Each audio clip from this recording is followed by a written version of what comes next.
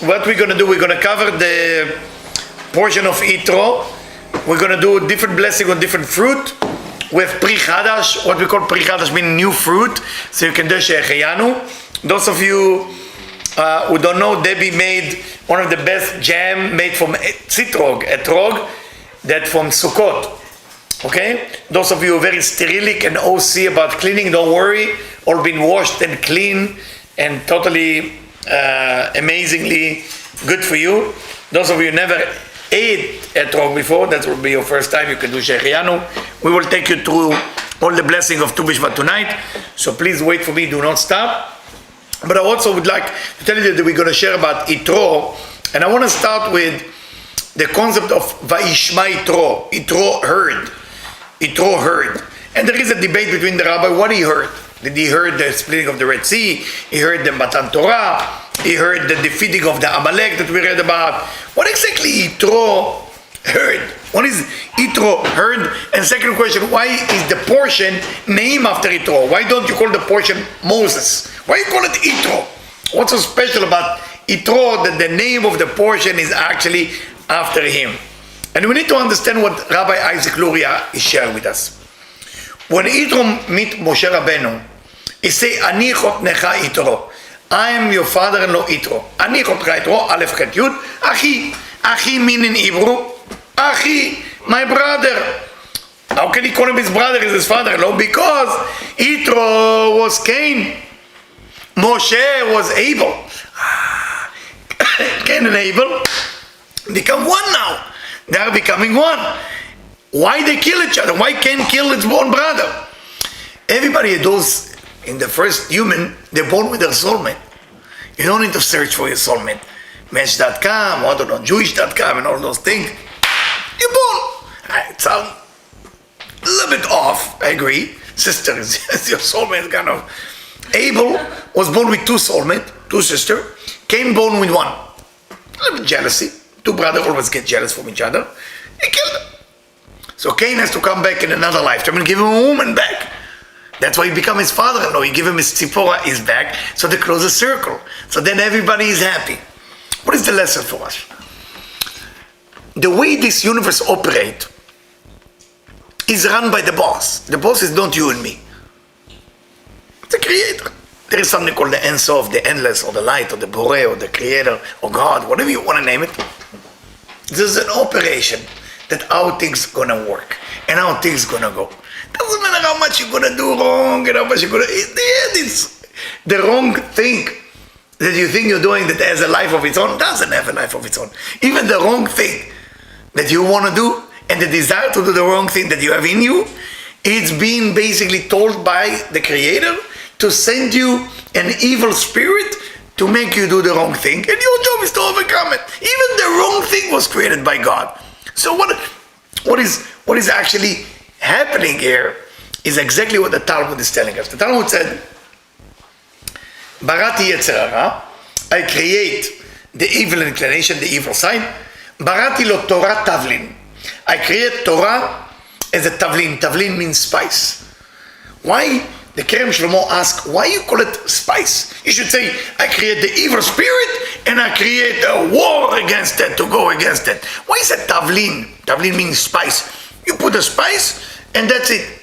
Because what is Yetzer Hara? What is the evil inclination? What is the evil side? What is the selfish side? What is the ego you have inside?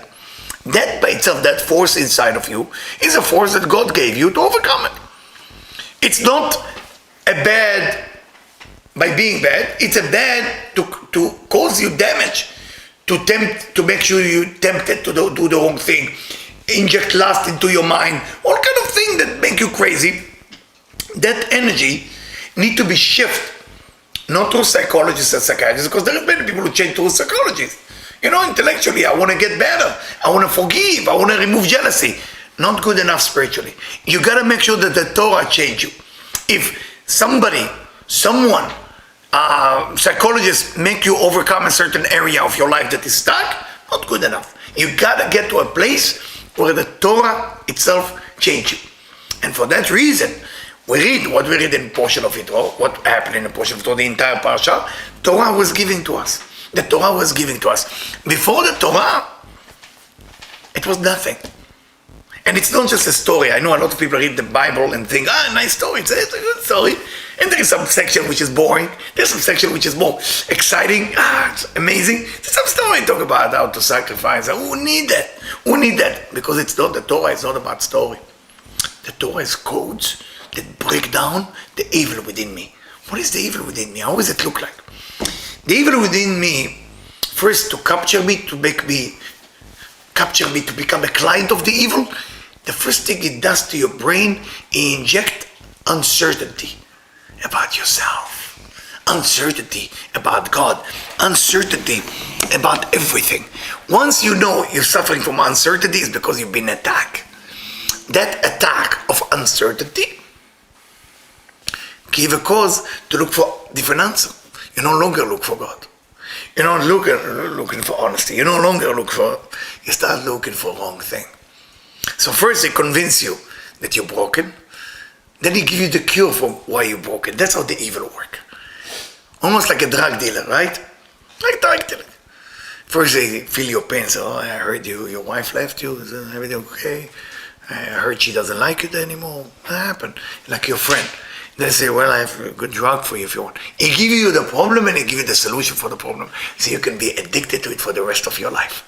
It said that the evil inclination run, when you're born, his fist is closed. And in the end of life, it does. I had nothing. Your entire life, you're chasing the empty fist. Your entire life, you fool you. Where do we need to start? The first step is you have to feel chosen. You have to feel that you are basically your self-worth has to go up. If your self-worth is down, and I want to make sure to distinguish between ego, having an ego, and a self-worth, because people sometimes think it's the same. People who have ego doesn't mean they have a self-worth. They have ego because they have no self-worth. Have to show off because I don't have a self-worth. Self-worth is an art. When you reach yourself, that you are proud of yourself, when you are not proud in the ego way, proud of God created you, proud of the soul God put inside your body, wow, you are happy. Ego doesn't make you happy. Ego is insecurity in a different shape. So you gotta first, if you wanna kick a business, kick a relationship, kick a health, whatever habit that you wanna remove, first value yourself, understand who you are. And that's taking us to a very important story. And after we do the story, we're gonna start doing the blessing for Tu B'Shvat. The story go like that.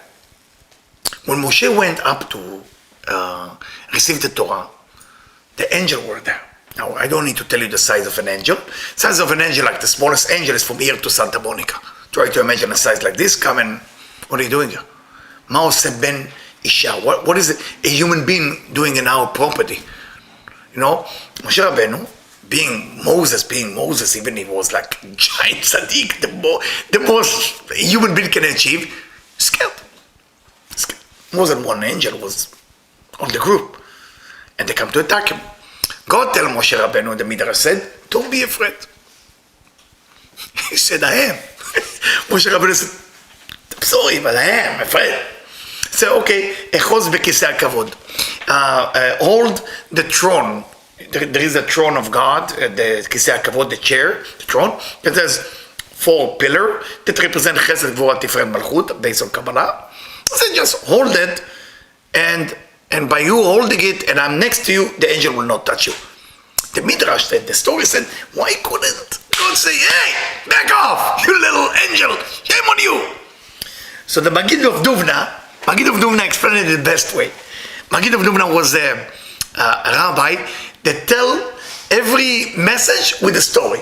He come up with a genius. He come up with story out of the box, and through that story you can understand the Torah better. And the story is go like that. In one town, in one city, and I heard it from Rabbi Rosenblum from Jerusalem, wonderful speaker in 3 years ago, he gave that talk.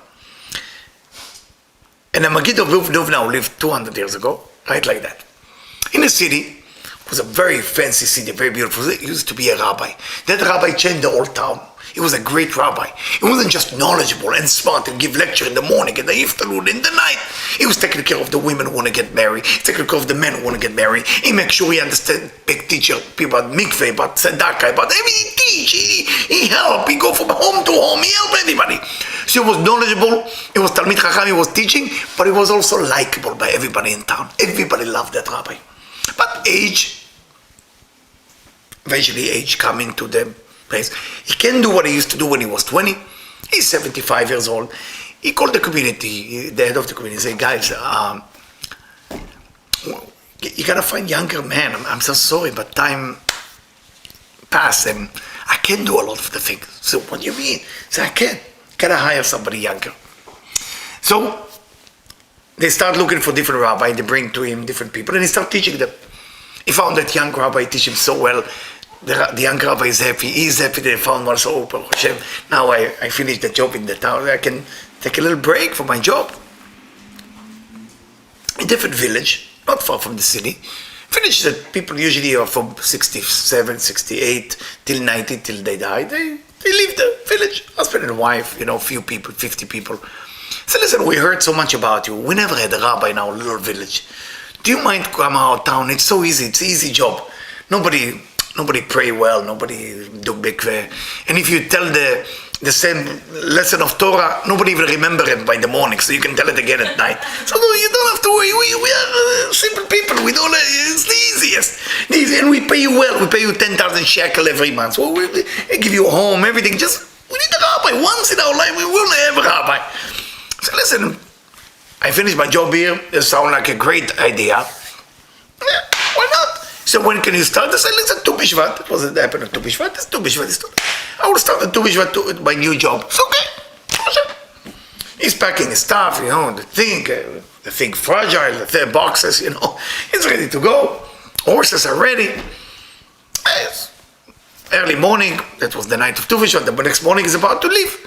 Suddenly he hears screaming out of his window. Screaming, yelling. One is holding 2x4 from his own city. One is holding this.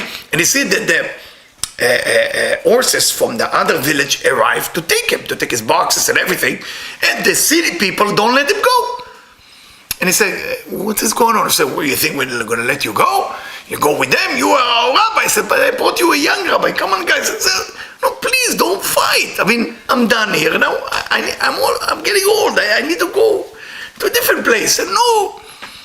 So you look at somebody and you see one of the head of town, the head of the guy in the city. And he said, and what's going on? I say, if you really want to know the truth, I have to talk to you inside. So of course, please, let's go inside. So they're both going inside. They lock the door and say, what is going on? I teach you better than that, to behave nice. What happened? I said, Rabbi, you want us to tell you the truth, what's going on? To confess? I said, of course. Say it's a play. So what do you mean it's a play?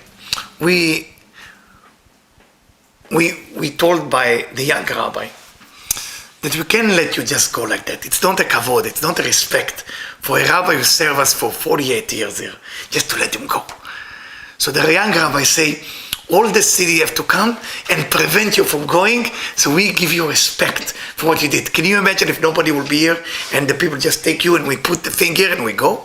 And everybody's okay, like you were not even here. So the young rabbi love you so much, and he say, we're going to make a show, and we're going to do this. That's the truth. The rabbi was crying and said, I'm so appreciated that you do, even for men my age. It's really touched my heart. And I want to tell you, this is really unbelievable. Say the Magid of Duvna is the one who tells the story. So how is that connected to Moshe Rabbeinu with the story, with the thrones of the angels disturbing Moshe? The Torah is very holy in the eyes of the angel, in the eyes of God. If Moshe Rabbeinu just go up to the Torah, this week portion, and he say, hi, my name is Moshe, I'm here to pick up the Torah. I say, yeah, we just pack it for you. Send the boxes, pick it up and take it. No. To show Moshe Rabbeinu how respectful is the Torah, they make such a mess. The angel, we're going to kill you, we're going to crush you. And they had to do this game that God is protecting him behind the throne of God to make sure that the value of the Torah will go up. What is the lesson for us? And of course, when Moshe came down, he said, you have no idea what I went through. The whole angel were there, want to kill me, and everything like this. So the Bnei Israel, the Israelites, look at the Torah and value the Torah. Say, oh my God, that's the Torah that Moshe almost died for. We know we live in a generation that value of things disappear. Very difficult to value. You know, people don't value ring anymore. People don't value diamond. People don't value food. People don't value time. People don't value time. You're in a city. We are in a city. Those of you who live in LA. Time is not being valued enough in LA. You don't have the 15 minutes late program. You know, in New York, you have something called 15 minutes late. I don't know if you know what it is. If you live in New York, you can be late not more than 15 minutes, 1-5. Here we have all the reason. There's traffic, there's rain. I didn't know how to drive. The driver in front of me, the stop sign, I didn't see it. I got a ticket. You get 1,000 excuses why you're late all the time, right? Or why you don't show up. It's a normal thing. You know, when I moved to LA from New York, many years ago, first time I came to LA, I remember I had a meeting with the lady, and it was supposed to be at 8 p.m. And at 8:20, she called me that she says she might be late. 8:20. I said, so, and I remember my mentor at that time teach me not to judge. And he's next to me. I said to him, listen, I came from New York. I worked in New York for 12 years. Nobody ever called me after the time. I think it's called in Hebrew chutzpah, audacity. I mean, it's not a problem. In New York, you do like, if you're late, you call 7:40, and you say, listen, it doesn't look good. And you tell the person, it's very respectful. When you don't value time, then time is going away from your life. When you don't value the Torah, then Torah is going away from your life. If you don't value spirituality, spirituality going out of life. When you don't value love, love is going away from your life. When you don't value yourself, expect people not to value you as well. All of that thing is value. If you don't have a self-value, or if you don't have value of things around you, it will be diminished. Things that exist because of their value. The only reason you enjoy seeing things around you is how much you value them. You know, if you remember, those of you who are old enough, you see the next generation, the younger generation, the only gift that they don't have in their days, they can't value things anymore. Can't value. People don't get excited when they buy a new phone. You look at the young generation, there's this new phone come, let me buy it. No. Or when you go to see a movie. Right now there's about, 2,000 TV show? Right? What we grew up with, maybe 1 or 2. You wait on Wednesday night, one show, eat that, one game, one show, go to sleep, and goodbye. You value activity together. With the time, people has more. But having more doesn't mean you have more. You actually have less value to what you have. If you have less value to what you have, you are empty. You are empty. It's very sad time because we have more, but we can't value it. You want any food. What type of food you want? Vegan, vegetarian, everything. We got it all. What do you want? It used to be one restaurant in the United States, vegan. One Hindu somewhere in New York, downtown. That's it. You want now, you press your little phone, you find it. The old days you have to drive, if you want to find a certain direction, it used to be, what is it called, MapQuest, if I'm not mistaken? What is it used to be called? Yeah. MapQuest? And you look with your paper, you have like a paper. If you have 3 meetings, you go and I don't remember which meeting was what. And you look in, there's a turning right, there's a turning left. Today, boom, there, you got it all. We have everything. But it doesn't mean that the value go up, guys. The one thing make a human being happy is a value. If you're able to keep value of thing in your life, you become a happy human being. When the value is gone, you become miserable human being. Unfortunately, we live in a time that you got it all. That's a punishment of this generation. You got it all. I give you everything. But I will not give you one thing, value. And that's why insecurity become high. That's why anxiety become high. Suicidal become high. Because people don't value themselves anymore. If you don't value time of other people, you're not going to value yourself. If you don't value love, you're not going to feel love. If you don't value things, it's good. What the gift of God to Bnei Israel, to the Israelites, to Parashat Yitro, is value. God give us value. And when God give you value, you're already blessed. If God give you value, you're blessed. Now, how do you get the value? You have to go through some problem. If your life goes smooth, you've been punished. If your life not goes smooth, you've been blessed. I know you think the other way around. You think if everything go perfect, I always tell my children, you can ask them, I said, when everything is going well, somebody is fooling you. When something go wrong, God is with you. And they look at me and say, why? We think the other way around. Because when something go wrong, it make you earn it. It make you value it. You know, things don't work. And I don't know if you have one of those days. Sometimes I have one of those days that basically nothing work. Nothing, but I'm talking about like from A to Z, nothing work. You park the car and you put the money in the wrong meter. I don't know if you know, some of the meter are back to back, and one is to the car front, one is the car back. I don't know if you know some of the area. And you're looking, and you don't want to pay for both. You want to pay for one, and you take the wrong one. And then you come back, you got a ticket. When you get a ticket, you get another ticket because you turned the wrong turn. And you get a ticket a day, then you get a flat tire, and on the way to buy your onion, you actually bought potato, which actually you took the bag of somebody else, and it was orange. And you have no idea what is the end of this day. Make you value. Next time you look for the thing, you look, this is my bag, where am I parking? Everything is a value. You value thing. You can't value thing if it's going right. You can't value. So those of you who are looking for a perfect life, be careful. You're going to get what you wish for, and then you're going to run on empty.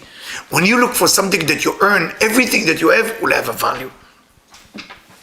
I want now to give a short lecture on Tu B'Shvat. Even I want to talk more about Yitro, but we continue after that. We know that Tu B'Shvat is it's called in the Talmud Rosh Hashanah La'ilan. There is 4 Rosh Hashanah, 4 times you blessing Rosh Hashanah. Okay, there is machloket, there is an argument of what is Rosh Hashanah for human. Some say Rosh Hashanah, some say Nisan. But we know Rosh Hashanah is usually in the month of Tishrei, in the 7th month of the Hebrew month. And Tu B'Shvat, everybody agrees, is the Chag La'ilan, holiday of the tree. Not trees, tree. And Baruch Hashem, as you can see, we have a fireplace that we're burning some old tree. Okay, so this tree is sitting here. I mean, I'm telling you, it's already almost 1 year. I didn't even know why it's here. And tonight, Baruch Hashem, thank God to Rob, and it was able to put some of them and put some fire. So we're getting the benefit of burning the old wood, which is connected to the tree. So thank you, Rob. And the idea is we're going to eat different fruit. We're going to eat different cake. And the purpose is why? The Ilan we're talking about is called Ilan of Etz HaChaim, tree of life. It was one tree that was not poisoned by the snake. One tree called tree of life. There is tree of knowledge. It was poisoned with the snake, the serpent, and you have the tree of life. The tree of life consciousness is appearing tonight. It's appearing tonight. What do you do with tree of life? What is it? Tree of life meaning you're tapping into places that there is no bad. I'm not talking about no bad in physicality, no bad in your consciousness, in your awareness. That you can feel actually the Creator exists everywhere. Everywhere you go, there is a Creator. Now, when we do blessing on a fruit, and tonight we have specifically, Debbie made us a jam from the etrog that we use for Sukkot, Baruch Hashem, so it's have all the meditation in it, every single meditation in it. Debbie, thank you, Debbie. And when we do blessing on that, and then we do Shechianu, I will help you with the brachot, you will start elevating yourself from one level to another. Now there is different type of fruit in life. There is fruit with a pit inside. There is fruit that you have to peel. Different human being. Some human being, the internal is so soft and nice and warm, but the outside is like, ah. Some people, the outside is so sweet, but the inner is like a heart. Every person is different. We have different personality to different things. But the most important we have to bless is the 7 fruit that Israel was blessed with, which is wheat and barley, that we're going to do to the cake. Okay? Geffen, raisin and grapes. Okay? Raisin and grapes. Fig, pomegranate, olive, and dates. So we go in by that order. When we do that blessing, we are tapping into a different consciousness. Now, the great things about it also, you can include other people that are not here. If you know people who are not here that need an elevation this year, they stay stuck. I don't know if you ever get stuck in your life. God forbid. When you're stuck, I'm not talking about stuck like stuck that you are confused. Stuck when you try everything, it's just not going. Ever happened to you that you try? It's not going. You try to negotiate a deal. It looks like it's closing it, not going. Negotiating a wedding, not going. Negotiating a healthy, not going. It's just not It's not going anywhere. It's just stuck. When you tap into the Etz HaChaim, when you tap into the tree of life, there is a place that there's no limitation.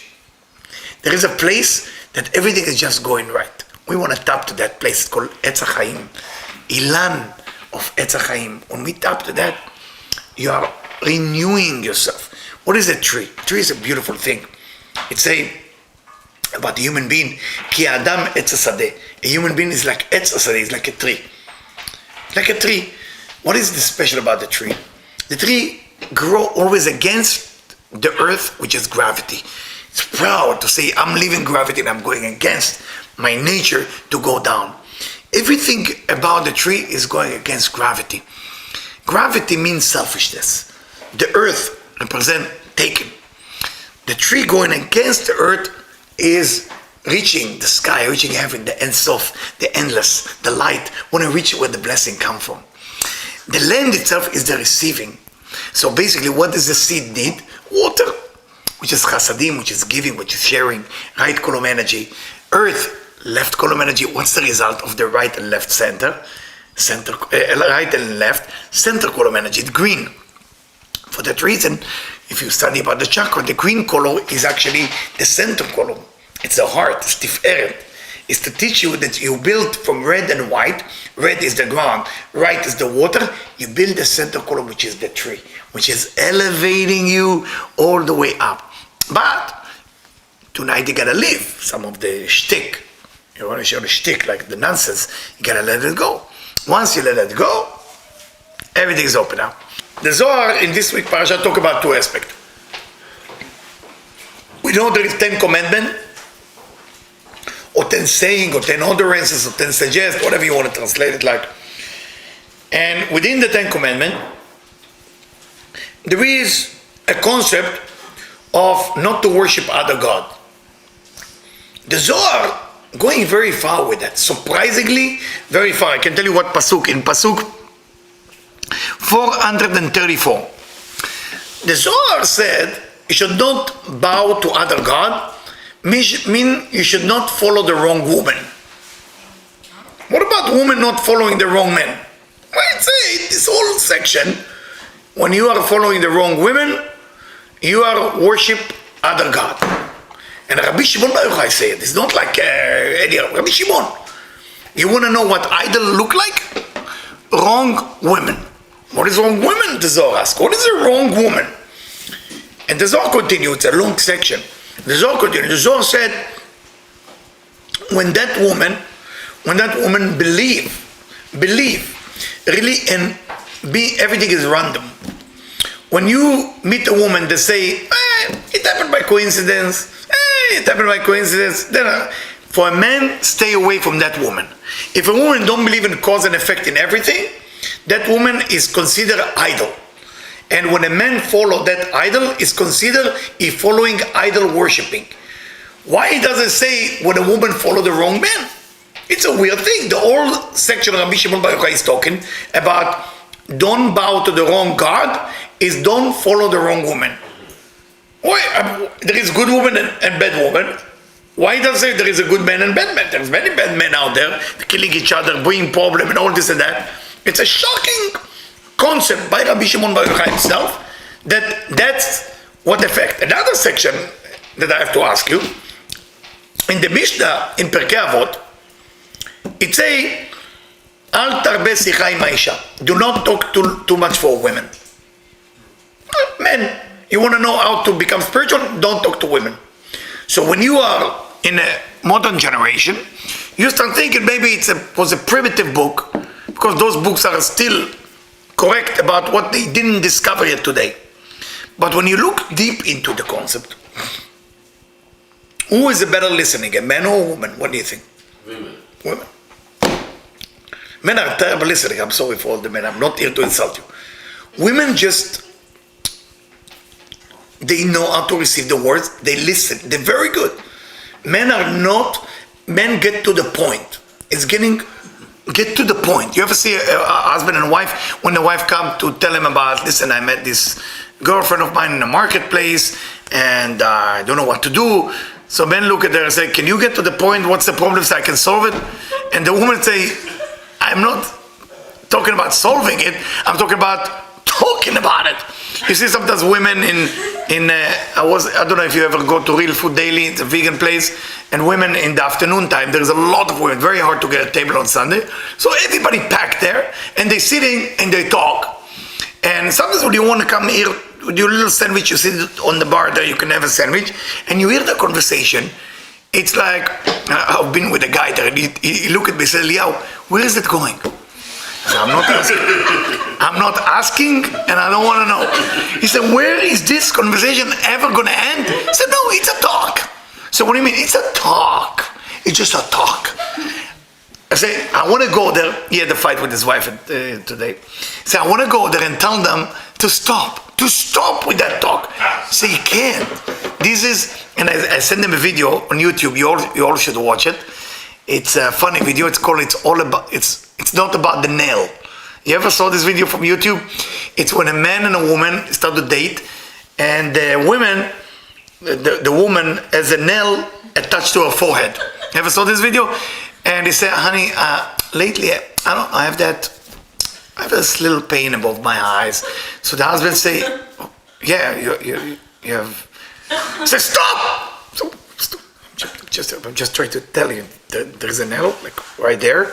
I mean, and he can't help himself. They show you the difference between when a man wants to solve the situation, when a woman wants to talk about the situation, and a man can't stand it. So women listening better. They just listen for the sake of listening. When the Mishnah say, Al tarbe sicha im ha'isha, do not talk too long to a woman, it tells the women, if you start listening to a man, when a man make love to a woman, or when a man talk to a woman, the Mishnah look at it in the same way. Do you understand how far it go? When a man talk to a woman, and when a man make love to a woman, he influence her brain without even she know that. You can listen to every man because the words of the man entering your brain and it mess with you. And then when you go home, it's a lot of problem happening to you. The manipulation of the words. So when the Mishnah say, Al tarbe sicha im ha'isha, it's to the man. It's for the man. Do not talk too long to a woman because it's almost like making love. You're affecting her. How is this connect to this week Pasha? How is this connect to the idea when you are following the wrong woman who doesn't believe in the Creator, doesn't believe in cause and effect, doesn't believe in anything? It's almost like you follow other God. Why would Rabbi Shimon himself will tell us that? Because our universe, as much as we want to believe operated by men, is operated by the woman according to the Zohar. I know it doesn't sound very man-friendly, but the Zohar explained that the man who doesn't have a woman on his side is considered dead, considered not alive. It's like done, gone. If he doesn't have a wife or a mother or a sister or a daughter, he's dead. It's like it's never been exist. Because the woman bring him into manifestation. The woman actually bring him into the next level. Without a woman, he's basically not exist. He's not even here. This is a very important concept to remember that. I'm not talking about the dating and the sex and the good talking, blah, blah, blah. I'm talking about the energy between those two forces. When a man follow a woman who believe in herself more than she believe in a higher force, believe in herself more than she believe in sharing, believe in herself more than she believe in a cause and effect, that woman become an idol itself and he start to worship her. He worship her more than he worship what? God. This is considered idol worshipping. And for the woman point of view, if you are a woman and you've been treated by men like you are the most beautiful and the smartest and everybody start to give you compliments just about you, just be careful. Don't say it's not true. Say, thank you, it's true. It's a gift that God gave me. Thank you, my wisdom is what God gave me. Because women, as Malchut, sometimes tend because they need attention. They need their like flower. They need always to hear compliment like all human beings, especially women. Okay, women need to be treated nice, to be cheered. When a woman hear somebody is giving her a lot of good words, stop and remember where it's come from. Because if you're not going to remember where it's come from and you're not going to speak about where it's come from, it's almost like you're making him follow an idol. It's not you. He follows the image of you, not the internal force of you. For that reason, on Shabbat, on Friday night, when we seek Eshet Chayil, okay, from King Solomon, what is a woman of valor, woman of truth, woman of real beauty, is a woman that recognizes in every minute of her life that whatever good I have in my life is an act of God. She brings God to every moment. So when the man give her attention, she said, I'm sure God sent that man to give me attention. She doesn't look at the man as a separation entity from God. And for that reason, she's no longer an idol.